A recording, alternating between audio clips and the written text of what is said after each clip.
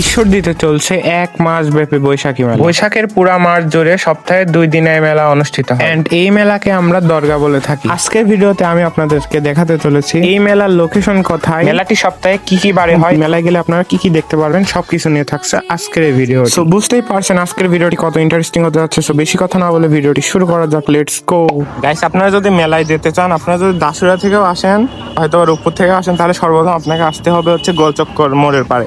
এই গোলচক্কর মোড় থেকে এই যে সামনে, এখান থেকে আপনারা গাড়ি পাবেন। এখানে এসে যদি আপনি অটোওয়ালাকে বলেন দরগায় যাব, তাহলে এখান থেকে আপনাকে দরগায় নিয়ে যাবে, যেখানে ভাড়া লাগে 15 থেকে 20 টাকা। দেন আমরা অটো ভ্যান নিয়ে শাহপুর মোড় পার হয়ে মেলার উদ্দেশ্যে চলে যাচ্ছি। মেলায় যাওয়ার রাস্তার দুই পাশে বড় বড় গাছ থাকার কারণে রাস্তাটা একটু বেশি সুন্দর লাগতেছিল। 10 থেকে 15 মিনিট জার্নি করার পর ফাইনালি আমরা চলে আসি মেলার গেটের সামনে। এন্ড আপনাদের শুরুতেই বলে রাখি, এই মেলাটি হয় সোমবার এবং বৃহস্পতিবার, সপ্তাহে 2 দিন, পুরা বৈশাখ মাস জুড়ে। এন্ড মেলার ভিতরে আসার পর সর্বপ্রথম চোখে পড়ে এই বড় বট গাছটা, যেটা কিন্তু অনেক বড়, আপনারা আসলে বুঝতে পারবেন। দেন আমরা চলে যাই নাগরদোলার সাইডে, ওখানে কিন্তু বিভিন্ন রকমের রাইড ছিল। এখানে এসে দেখি বড় ভাইয়েরা সব নাগরদোলায় উঠে বসে আছে।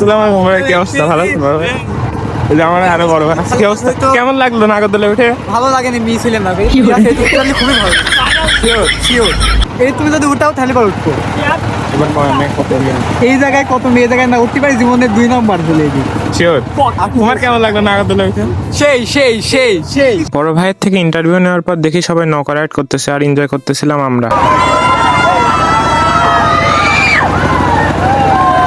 এখানে খুবই লাভ পাচ্ছে মন যাচ্ছে, কিন্তু দুঃখের বিষয় আমরা অনেক ছোট মানুষ বলে আমাদের এখানে নিচ্ছে না।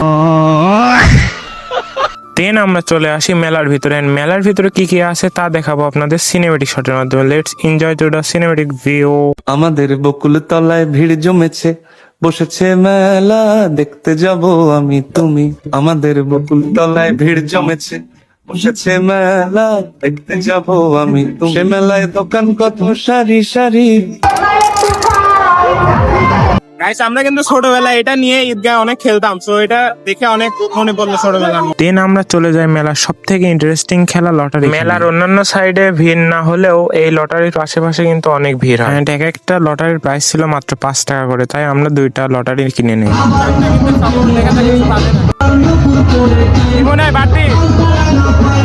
আশা করা যায় ভাবতে পারেন। দেন ড্র হওয়ার অপেক্ষায় আমরা লটারি হাতে নিয়ে দাঁড়িয়ে থাকি। ড্র হওয়ার সাথে সাথে দেখে এক ছোট ভাই আনন্দে উত্তেজিত হয়ে গেছে, কিন্তু আমরা কোনো পুরস্কার না পেয়ে লটারি ছিঁড়ে ফেলাই দিয়ে ওখান থেকে চলে আসি। আমার ঠিক মনে আছে ছোটবেলায় আমার দাদু এই দরগার মেলার থেকে এই ঝুড়ি ভাজা, হাতি, ঘোড়া এগুলা কিনে নিয়ে যায়, তো আর আমরা খাইতাম।